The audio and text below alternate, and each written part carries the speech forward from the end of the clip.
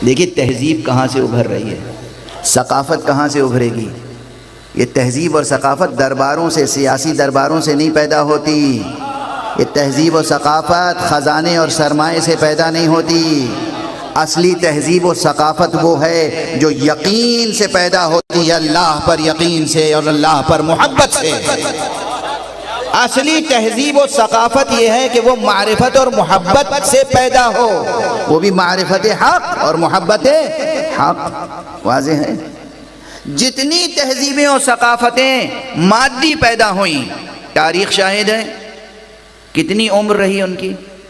وادی نیل کی تہذیب و ثقافت ہسٹری کے ماہرین پڑھتے ہیں نا، خود آپ کے ملک میں یہ ہڑپا کی تہذیب، موہنجو داڑو کی تہذیب، اور اس کے بعد جناب والا عراق چلے جائیے بابل کی تہذیب، مصر چلے جائیے وادی نیل کی تہذیب یعنی فرعونی تہذیب، نمرودی تہذیب.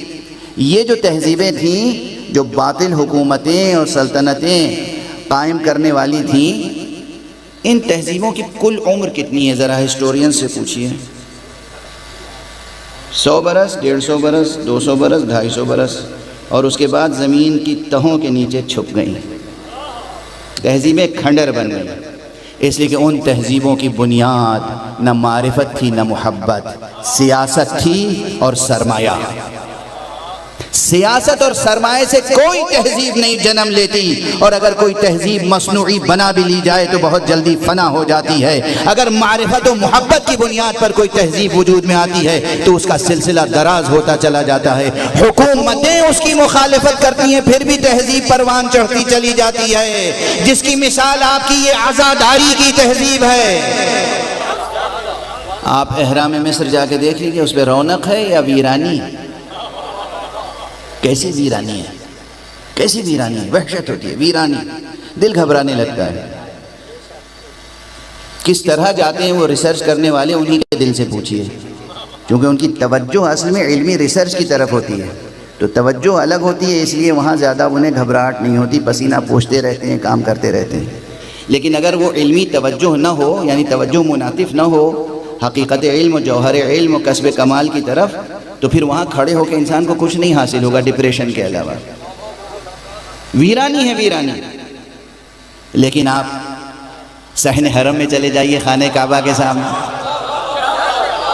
آپ گنبد خضرا کے سامنے چلے جائیے، آپ نجف اشرف میں زیر گنبد امیر المومنین علی ابن ابی طالب علیہ السلام چلے جائیے، آپ اس کربلا میں چلے جائیے کہ جہاں نہ جانے کتنے معصوموں کا لہو بہہ گیا، لیکن اس کے زیر گنبد کیسی زندگی پروان چڑھتی ہوئی نظر آتی ہے. یہ کیا ہے؟ اور پھر وہ تہذیبیں قائم کرنے کے لیے خزانے کھول دیے گئے تھے، فوجیں اور خزانے. فرعون نے، نمرود نے، سب نے جو اپنی اپنی سلطنت قائم کی اور اپنا تمدن دنیا میں پیدا کیا، عاد و ثمود سے لے کر، اور قرآن مجید میں تو فہرست موجود ہے کہ کتنی ترقی یافتہ قومیں، مضبوط قومیں، قلعے بنانے والی قومیں، اسلحے بنانے والی قومیں، کتنی قوموں کی مثالیں قرآن مجید میں موجود ہیں. کسی اور جگہ نہیں تو سورہ مبارکہ فجر میں پڑھ لیجئے، بار بار قرآن سورہ قاف میں پڑھ لیجئے، دوسرے سوروں میں پڑھ لیجئے، مثالیں دی ہیں خدا نے. وہ سب تہذیبیں مٹ گئیں، تہذیبیں مٹ گئیں. صرف مٹھی بھر لوگ انگلیوں پر جنہیں گن سکتے ہیں، وہ لوگ اپنی تعلیمی علمی ضرورت کے تحت جا کر اس کا مطالعہ کرتے ہیں، چھان بین کرتے ہیں. حقیقت ہے یا نہیں؟ لیکن جس چیز کو تقریباً تاریخ گواہ ہے کہ دنیا کی ہر بڑی سلطنت نے دبانا چاہا، بنو امیہ نے چاہا آزاداری نہ ہو، بنو عباس نے چاہا آزاداری نہ ہو، جتنی سلطنتیں قائم ہوئیں، حکومتیں قائم ہوئیں، ان کا آزاداری نہ ہو، مجلسیں نہ ہو، علم نہ سجے جائیں، ممبر نہ سجے جائیں. وہ کھول کے آنکھیں کھول کے دیکھیں، پوری دنیا میں مشرق سے مغرب تک کوئی ملک نہیں ہے جہاں کہ علم عباس لہرا نہ رہا ہو، جہاں ذکر حسین نہ ہو رہا ہو، جہاں مجلسیں برپا نہ ہو رہی ہوں، جہاں یہ غدیر کے بنائے جانے والے ممبر کی شبیہیں نہ موجود ہوں. یہ کون سی تہذیب ہے؟